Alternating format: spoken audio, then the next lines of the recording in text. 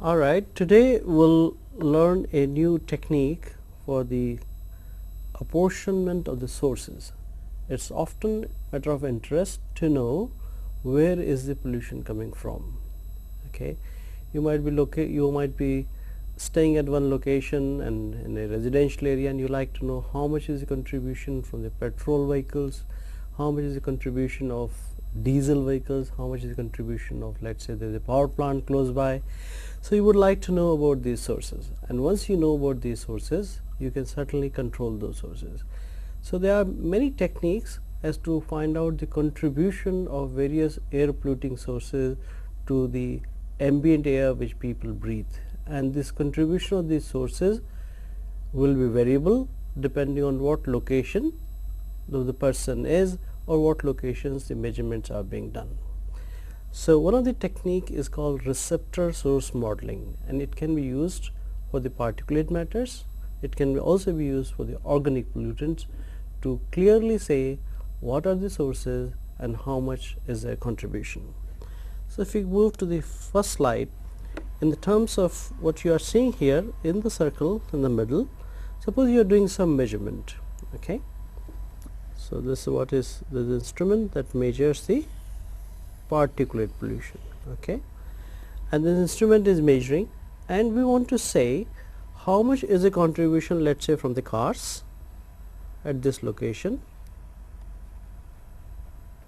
how much is contribution from, let's say this is refinery, for example,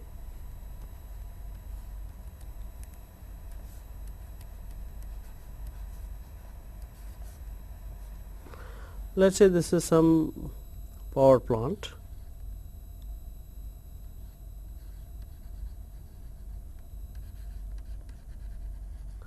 and say that this is some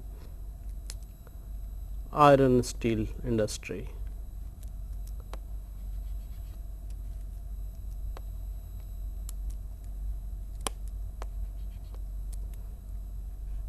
Iron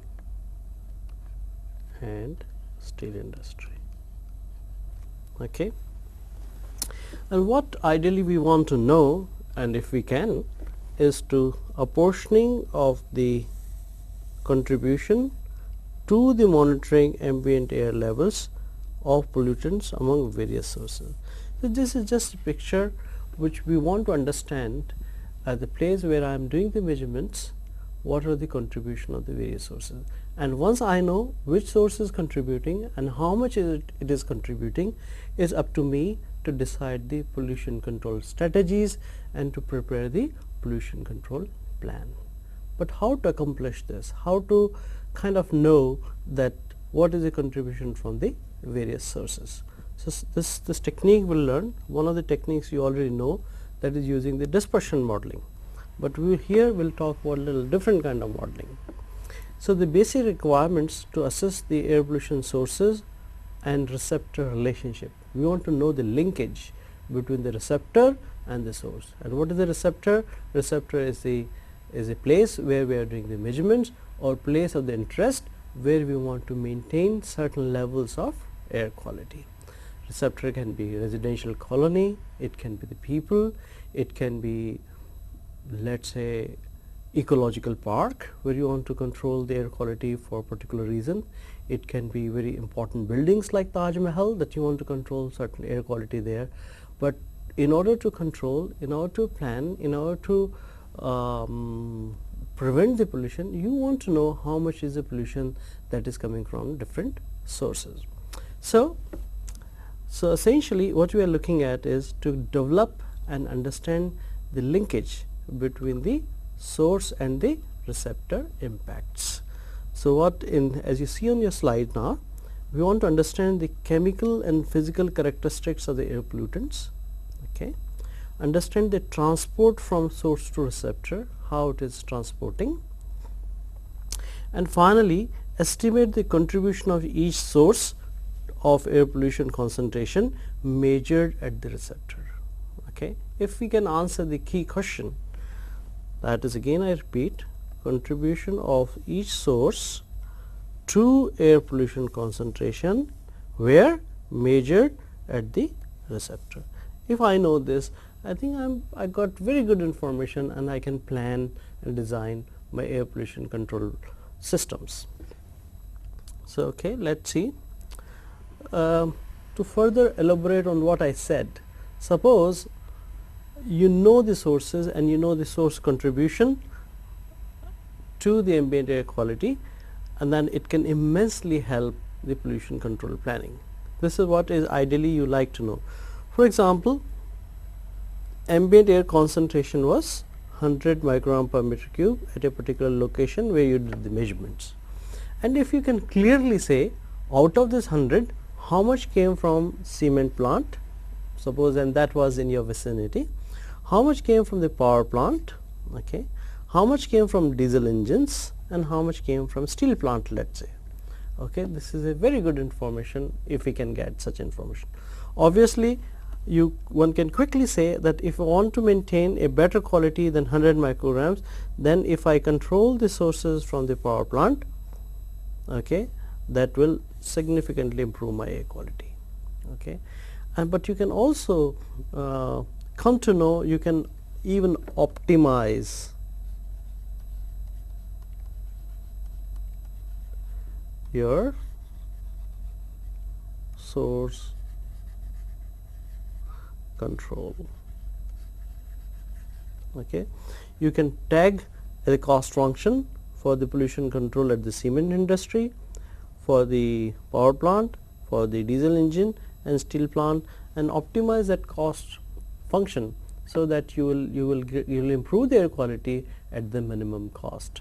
But the question remains as to this nice looking picture with source contribution clearly specified, how to obtain such figures.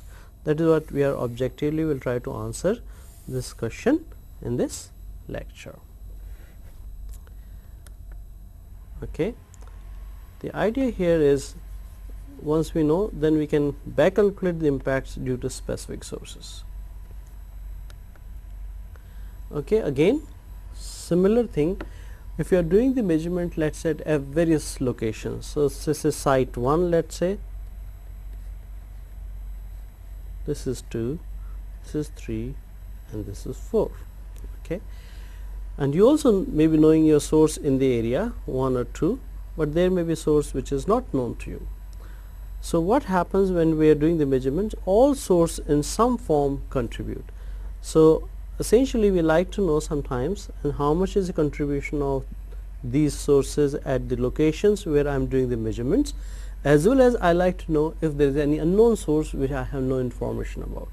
So, you can also, at least up to a certain degree of confidence, you can find out with the help of the receptor modeling that we are going to discuss, even for the missing or unknown sources, and we will see how this is done.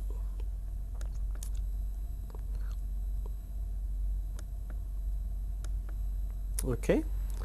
The basic data requirement, what we need to have in order for us to do such a modeling exercise. If we know these information, as you can see here, all of them or some of them could be very useful, and what we call that one speciation. It means the particles which we have sampled, what are the different components of the particle, what is inside the particle in terms of its chemical composition or particle size distribution. Because this might be very good information, because suppose your most of the particles you are getting very fine, okay, and then you also know the soil that contributes the particle which are larger in the size. So, if your most of the particles you are getting smaller, it means you can almost be certain that, well, this pollution is largely not from soil, but it is from somewhere else. And you know, in your area, suppose you have lots of diesel vehicles, then diesel vehicles will contribute very fine particles, and then based simply on the particle size distribution, one can, if not fully, but to a certain extent, can say what are those sources that are contributing. If you have additional information in terms of the elemental composition of particulate matter, that also is to the great advantage. Okay, but we will see how this will become to our advantage as we proceed, but this information is required, and also other inorganic information of the speciation. For example, what are the nitrate contents, what are the sulfate contents, okay, in addition to the elements like heavy metals and all, but you also need to have the information on the inorganics like sulfate, nitrate, that will be very helpful. And even the organic components, you know, whether they are the aromatic hydrocarbons are there, and within the aromatic hydrocarbon, what are the different species of the hydrocarbon that is present in the atmosphere, in the particle. So, in order for us to be able to do the receptor modeling, we just do not need the concentration, okay, but we also need plus speciation of the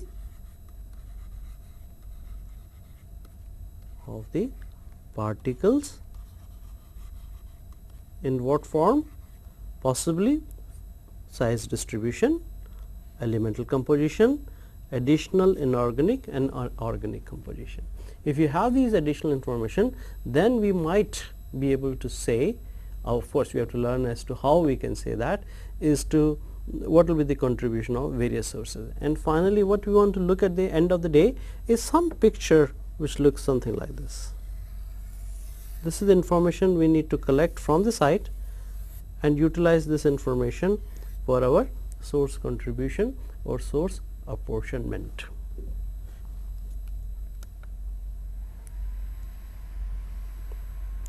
So, if more and more information is available, that is all the more better, as you can see here. Okay. Now, before we move to the receptor model, you also would recall that we had done some modeling exercise with the very same purpose to find out the impact or contribution of the various sources in the ambient air, or in other words, to develop the linkages between source and receptor. What we did was we studied something like dispersion modeling. Okay. You would also remember that we did something called Gaussian plume model. That model we applied to the large sources. That model we also applied to the vehicular pollutions or the area sources. So, quickly we will take the recap of dispersion modeling and compare it with a new technique that we are going to learn, that is a receptor modeling. So, there are two things, dispersion modeling and the receptor modeling. Or dispersion modeling is also sometimes known as the source model. Okay. So, what you do that we have learned is we have the known sources and their emissions quantity. Then you need to know the dispersion parameters, and if you recall, for example, what were the dispersion parameters? Wind speed, okay, wind direction, okay. If you recall, we also had discussed stability, atmospheric stability, okay. These were some of the common things that we needed, and we developed that model. And then what that model eventually did, we started from the source and went all the way to the receptor. So, our direction of the movement, as you see the arrow here, is from source to receptor. Okay. In the receptor modeling, it is just reversed. Our whole idea is to go from the receptor to the source and to say what sources, which sources have contributed to air quality. So, here such models are called, where we are having some measurements already done and then trying to say what are the sources, those contributed at the site, that kind of thing we call as a receptor model, and the dispersion modeling was just reverse of that. So, in order for us to be able to do the receptor modeling, what we need is some sources which are already existing in the area. Sources means the emission sources. But the interesting part is we do not need the quantity of the emissions from the sources. Okay? We do not need how much tons of sulfur dioxide is emitted from the source. What we need is the characteristics in terms of the fraction of emissions. We say, oh, all right, the particulate matter emitted from such and such source, the calcium fraction is 20%. That is all the information I need, rather than having to know that calcium emission is, let us say, 1 ton per day. So, that information I don't need. I need the information that within the source what are the fraction of the various species that are present. Then we also need to know the already the measurements which we have done on the field, known ambient concentration. So, this is essentially referring to this the measurements here. And if you know some dispersion parameters, it is not a compulsory thing, but then you can also kind of do the interpretation in more better way. So, henceforth the focus will be on receptor modeling, which will be something from here to here. But before we talk about the receptor modeling sounds very good thing, because it does not require many of the information that we needed in order for us to be able to use the Gaussian kind of model or dispersion kind of model, but then it also has its own limitation. Okay, what are the limitations of the receptor model? Cannot replace the dispersion model or the Gauss, something like, you remember we had something called the Gaussian model.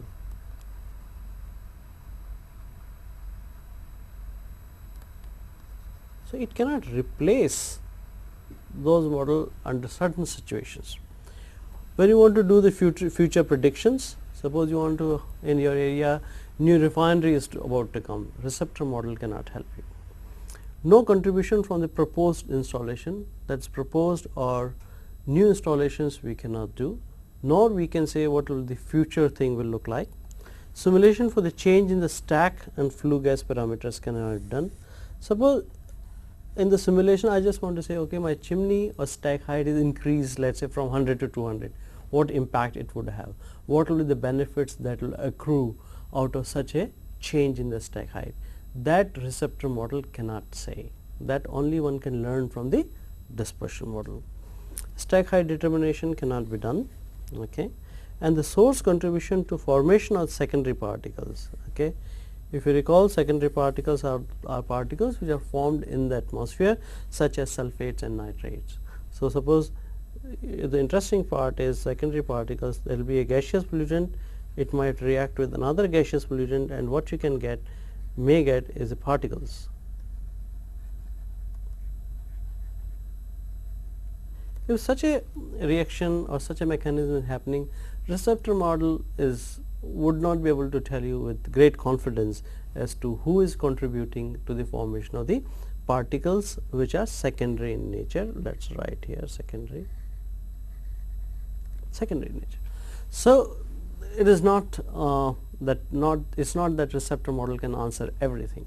There are certain things which receptor model cannot answer. Nonetheless, receptor modeling is very powerful tool and very useful tool. So, this slides quickly show you the difference between the dispersion model and receptor model. Okay, dispersion model will go rather quickly. The prediction of the future air quality is possible.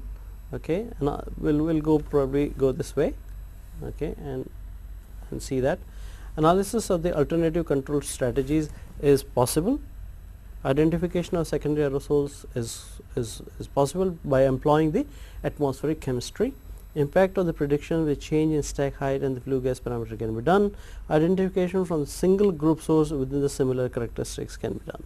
Whereas the receptor model, physical impacts can very well be considered, because we don't even know the physical location, we don't even need to know the physical location of the source where it exists. We can still tell. Okay, analysis of the actual and worst case impacts. Identification of new sources is possible from the receptor modeling. Also suitable for the complex terrain and meteorology. When we don't know the meteorology or our terrain is very complex terrain means we are having some analysis which we need to do in a valley or in a very hilly region, then like dispersion models become very complicated and cannot be used, but the receptor model can still be used. And one can also find out the regional scale air quality model by virtue of identifying certain sources. For example, suppose you want to know if the desert in Thar or desert in Sahara, is it contributing some air pollution to your area. There are ways in the receptor modeling that you can find out, even if the transportation of the pollutants has been from the long distances or from the long range transportation. Okay, again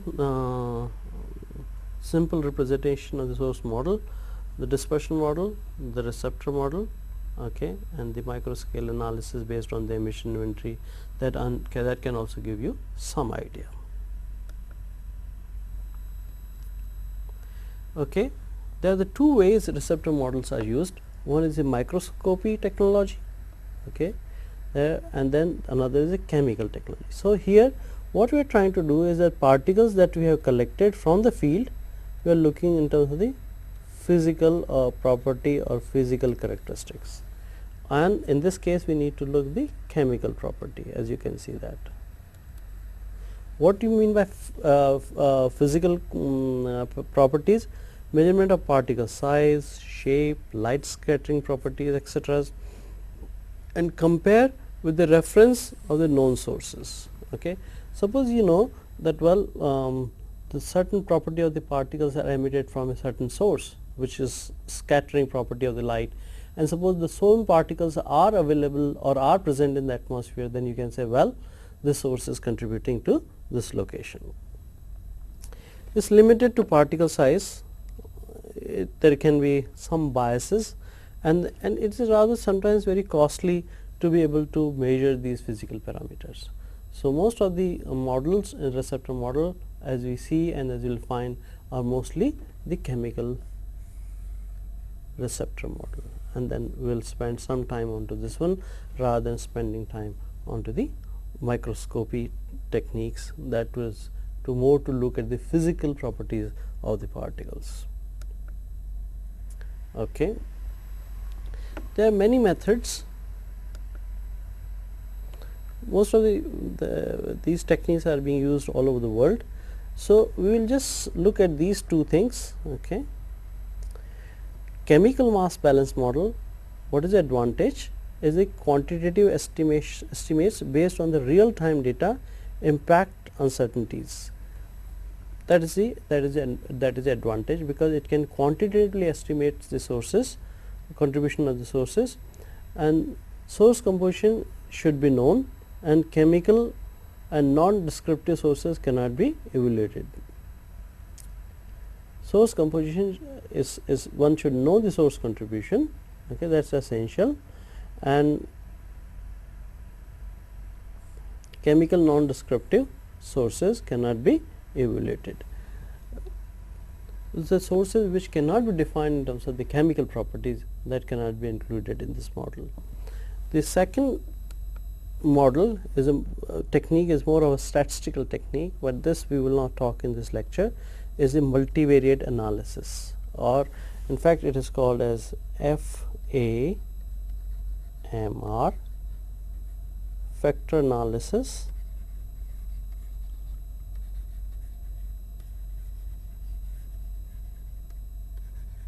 multivariate.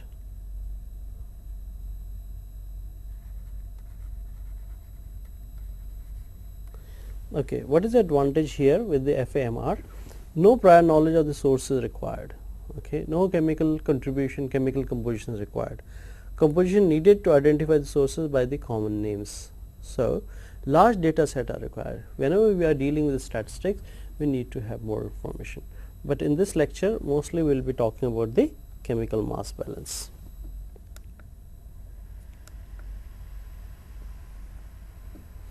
And now the steps involved: measure the particulate as many places as possible. Important thing, because we are talking now chemistry, speciation of the particulate samples for inorganic, organic or elemental carbon. Okay, we ideally we need more and more information, but sometimes the information is limited. Still we can proceed with the chemical mass balance or receptor modeling. Source characterization is required. Source characterization means fraction of various species in the emission source. Okay, that's what is required. Sometimes this information is available. Okay, that's what it means. The library means it's not a bookshelf library or something. It is a library of the information that is available on different sources. Okay, each source may possess the unique quality. What we understand by the that each source may have a unique chemical composition, very distinct size distribution, and unique tracer compound. Okay. For example, earlier times where the gasoline was leaded, if we find the lead in the atmosphere, okay, then this was it was a signature or tracer or a signature. Signature means you have the unique signature, everyone has unique signature. So, source, air pollution source may also have the unique signature. Lead was unique signature for petrol driven vehicles. Okay, and we will see what are the different tracers that are available to you. Okay, so you need to know chemical composition, size distribution if possible, and then one should also at least have some idea as to the what tracer compound that could be there in the emission. Okay, what it really means is to so you see here basically the different dots you are seeing here. Okay, and you see basically they are the fingerprints or signature of the sources, more from the concept point of view than actual thing.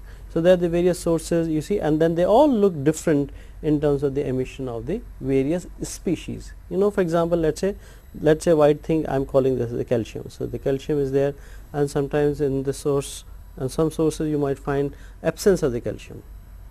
Okay, okay, or suppose I am calling this as the source from the steel plant. So, here you see there could be there could be difference in their composition, there could be more, there could be less. So, we can identify depending on the composition what kind of source is this. So, this information is required in terms of the fingerprints, in terms of the fraction, as you can see here. Okay, fraction will be smaller here. The source, for example, is a very source which the fraction of these things will be, for example, fraction of this species is 1/4, 0.25. Whereas, suppose I am looking for the same contribution of this species in terms of the fraction, then let us count them 1, 2, 3, 4, 5, 6, 7. The fraction of this element is only 1/7. You see here. So, this source signature is different here, and the source signature different, and here what is the fraction? 1/4. So, still this was a concept. We can find and we can know that what is the signature or specific source tracer species that would indicate very clearly that this is the source where it has come from. Okay, like we have the basic signature which varies from person to person. So, source signature also vary from source to source. Okay, sometimes we are also interested in the particle size distribution and say in the finer fraction of the particles, what is the composition, who is contributing to the smaller particles. So, in that case what we need to do is that we need to have a system. Okay, this is some kind of cascade impactor where you have the different filter papers put in here, okay, at the various positions, and you can estimate the concentration, okay, of the particles, okay, in various size ranges. Okay, so not only you can come to know about the concentration of the particle in various size ranges, you can also do the speciation of the filter paper, and you can find out in the specific size range what is the chemical composition, and for that specific size range you can do the chemical mass balance analysis or receptor model, and you can find out when the particle size are less than that, which are the major sources which is contributing to air pollution in this particular range. So, the modeling is not specific only to a certain size of the particles. You can very well do it for the particle of your interest. So, let us go further. Okay. Here again an indicator of the various particle sizes and their fraction. So, here you see here, for example, A is the soil. So, again here what was this was the fraction in percentage, as you see here. Okay. So, what was the contribution of the particles which were less than 1 micron? Okay. 1 to 2, 2 to 4, and 4 to 8, and 8 to 16, and things like that. That could be the diameter in micron size. Okay. So, you can come to know about different species and what are their particle size distribution at the source. That may be helpful in the interpretation of the results. We are talking about this source signature. For example, for fuel oil burning, the source signature is, as you can see from the picture, is nickel and vanadium, and for coal combustion it can be selenium and titanium, and this can be very specific source signature. So, if you have in your area coal combustion or the fuel consumption combustion, then you would certainly like to know what is, you certainly like to analyze your filter paper, which is particle laden filter paper for selenium, titanium, nickel and vanadium, so that you know that well those specific tracer that is coming from the coal or from the fuel oil, whether it is present in your filter paper or not. This is the specific signature which people have come up with, various researchers. So, for example, the motor vehicle, okay, the bromine and the lead can be very good indicator. For soil and road dust, we all know aluminium is so the soil is so rich in aluminium, that can be of great advantage if you know the aluminium and you want to find out and you want to particularly apportion the source which is of the soil origin. Fuel combustion, as we see in the last slide, nickel and vanadium. Limestone could be cement, is calcium. The calcium can also be used for the construction and building demolition activities as to how much pollution they are causing. Paint and pigment, okay. Diesel emissions, the barium is very important species from the diesel emission. Marine aerosols, sodium and chloride, fly ash, selenium and arsenic is the tracer or the indicator compound or the tracer or specific elements that are possible to identify. With the help of those elements, it is possible to identify the sources, and not only identify, but also we can apportion the sources. Well, let us finally come down to the model, and model, as you will see, is very simple model. Simply what we have to see here, we want to find the concentration of a species I or component I at the in the kth sample. Okay. So, it will depend on to the fraction of amount of component of I in source J. So, Aij, okay, and then it will depend on the dispersion parameter, and of course, the total emission rate of the component from source J. The Ejk is the total source is the emission rate of component of the specific of all the components from the source J. Assumption is compositional source emissions are constant, components do not undergo any reaction, that is linearity in the system is maintained, pollutant identified sources contribute to the receptor. With that thing we can say this is basically source model, and then how the receptor model will look like is little bit different. Okay. Here what you see here, the interesting part is that well here the dispersion parameter is lost, or dispersion is not lost, but dispersion parameters do not show. Okay. So, in that sense, when we are doing the receptor modeling, we do not need information on the dispersion parameter. So, here the concentration of the components I in the kth sample, fraction of amount of component I in source J, and Sjk is the total contribution from source J, and N is the total number of components measured. Okay. Basically what it really means is that you have a source where you have a fraction of various components Sj, okay, Ij, okay, and then as the pollutants, I is the specific pollutant that you are talking about and J is the source. So I can even say, suppose this is my source 1,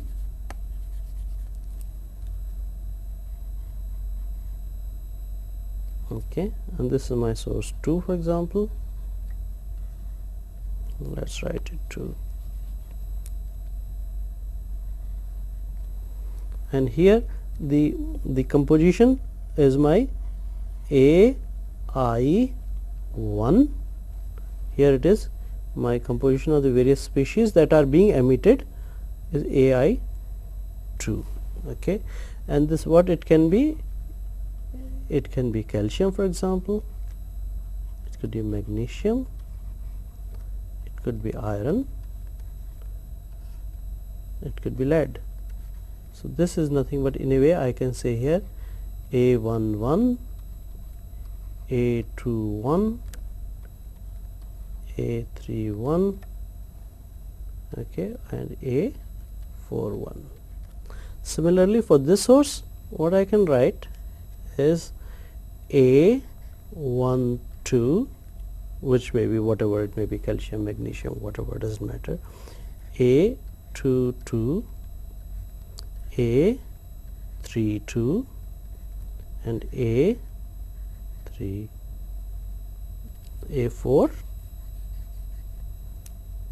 A42. Okay. Once you understand what I am really referring to as Aij, so we will remove this once, because we are clear as to what our Aij's are. Okay. What we are doing is that this is the source 1 and it is contributing at some location which is there. So what will be the concentration here at this location? Let's call this as R and source 1. Okay, this is my source 2. Okay, and this sources will also contribute to this location R. Okay, so the total concentration at the R because of these two sources will be, for any species I which I am interested in, will be, how many sources are there? 2. So for the species I which is coming from source 1, okay, is I1, that was the fraction that was at the time of the exhaust or at the time of the source, and times how much is a contribution from this source, okay, and that is with the word source number 1, let's say, okay, and for the kth location or the receptor R. Okay. Similarly, plus now second source is also contributing. So A, same species, because I am talking about I, fraction at source 2 times total contribution from source 2. And what I don't know in this one is, this is what is I have measured. Okay, this is what is known to me, because I know exactly what kind of composition is there at the source, what is the signature of the source. Okay, and this is signature, this also I know at the from source number 2, but what I don't know is the contribution of the source 1. Okay, because whatever is the contribution, the fraction of the species I at this source, as it travel all through, the fraction remains the same. Okay, so AI1 will remain the same throughout, and AI2 will, let's say, in the opposite direction, will remain the same, the fraction part. Okay, and this way I can write the equations one after another one for various I's, which can be calcium, magnesium, and iron, lead, and that sort of thing. So for example, we have the sources which can be cement, power plant, DG sets, vehicle, and we are measuring the lead, carbon, aluminium, sulfate, manganese and chromium, and we can apply the mass balance model, the one which I described in the previous slide.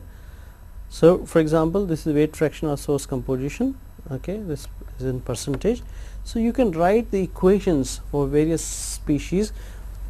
So, here the model was C I K sigma A I J S J, okay, exactly the same thing is written here, okay.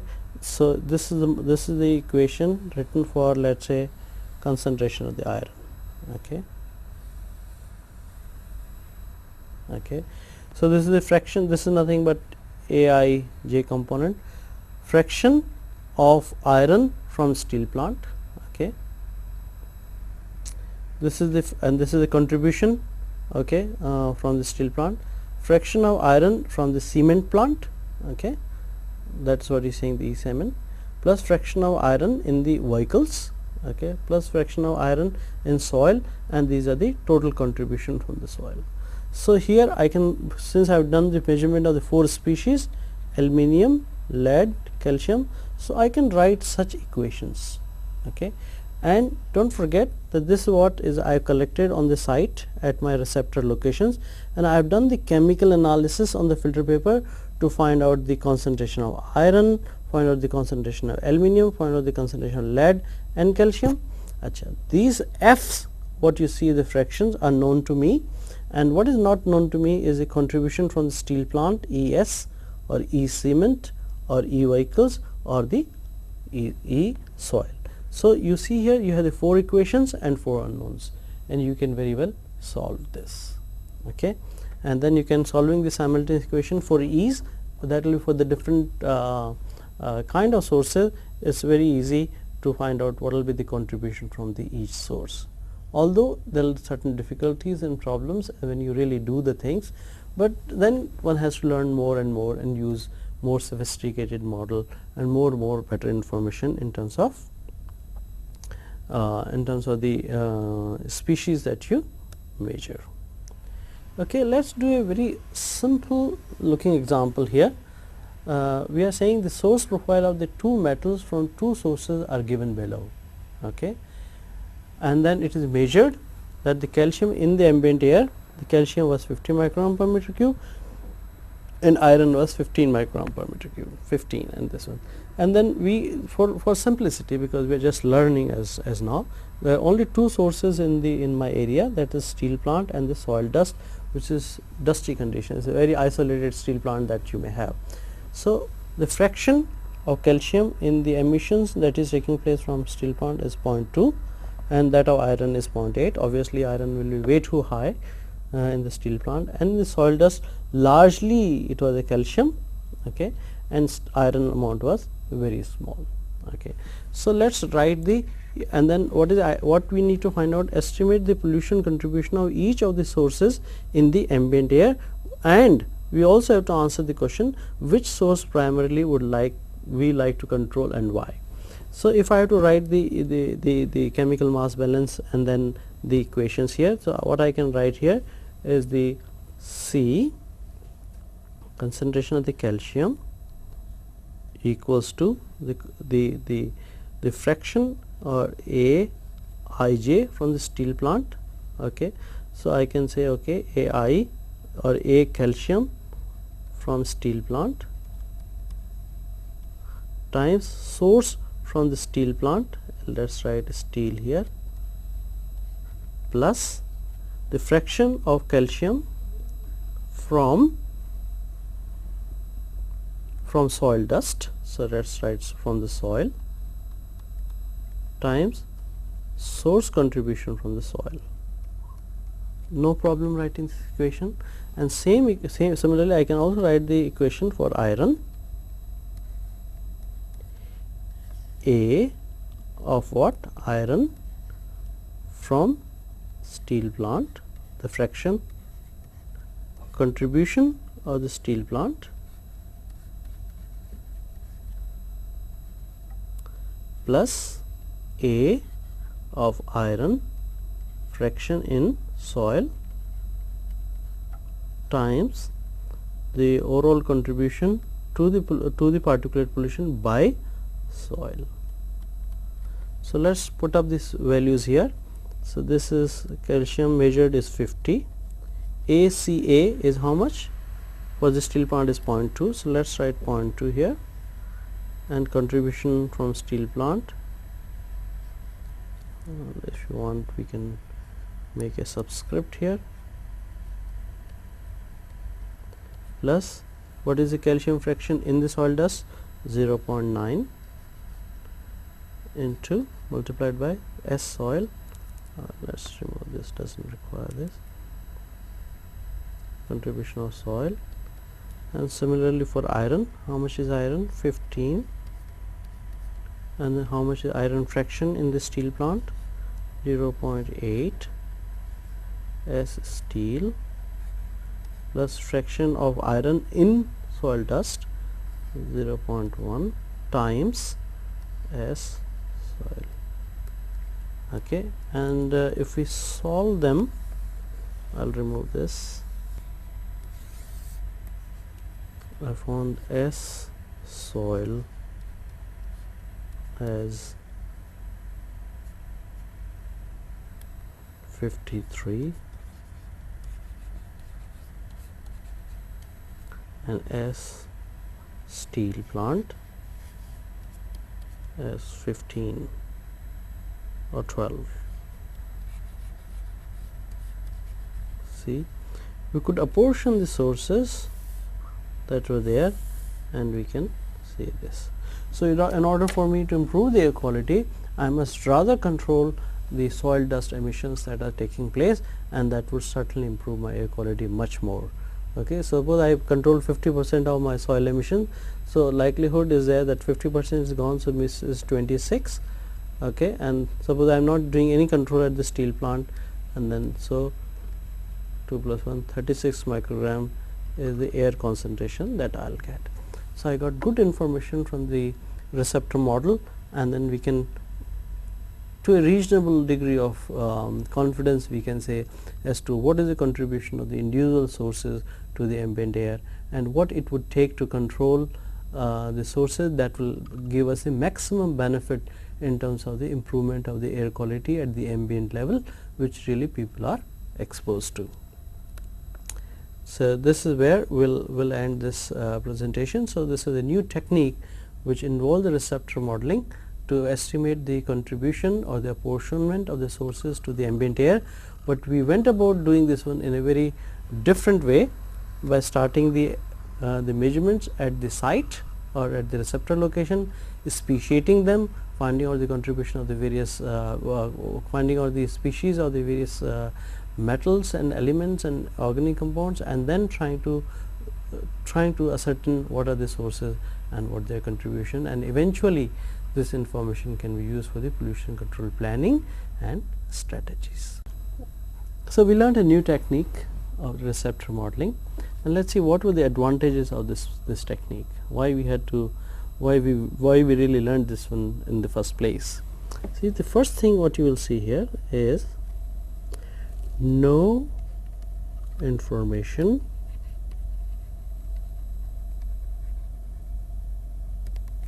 on meteorology in terms of wind speed, wind direction, stability,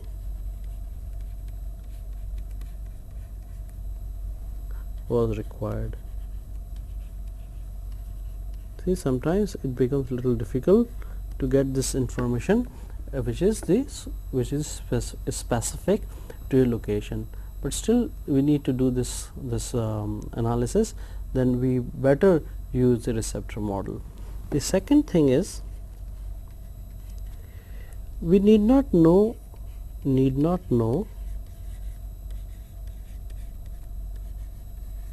physical location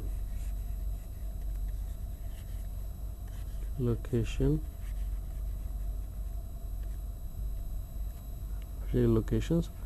of any of the source.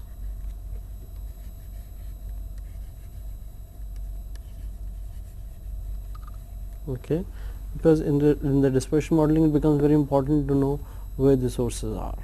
Okay. Third thing, we need not know stack parameters.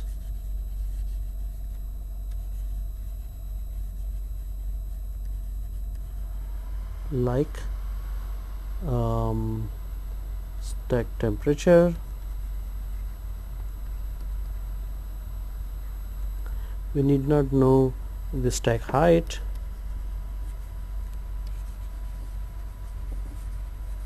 okay, we need not know the stack dia, for example. This is to the great advantage. And then we need not care if the terrain is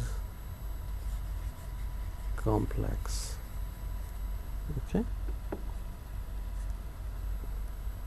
the model will still work whether the terrain is complex or flat or that kind of thing. Okay.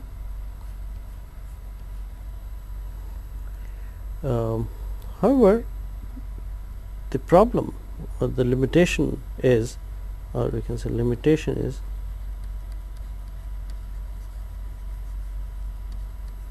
the technique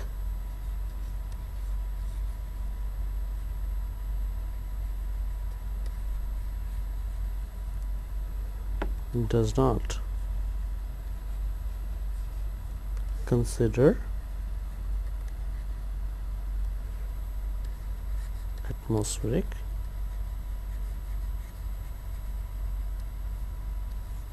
chemistry.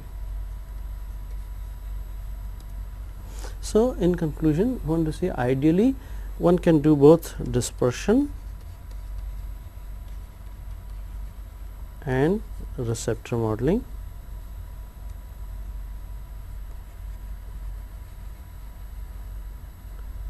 Which are contemporary, which are complementary to each other, and then we can draw useful results and we can make the useful decisions. So, two different techniques, two different approaches, both have its advantages and disadvantages, and one should be able to judge under what situation which technique would be better and which one to use, and if one can use both of them and make the best decision, because both of the techniques complements each other and they are not against each other. So, we can certainly make very useful meaning and interpretation and take proper decisions.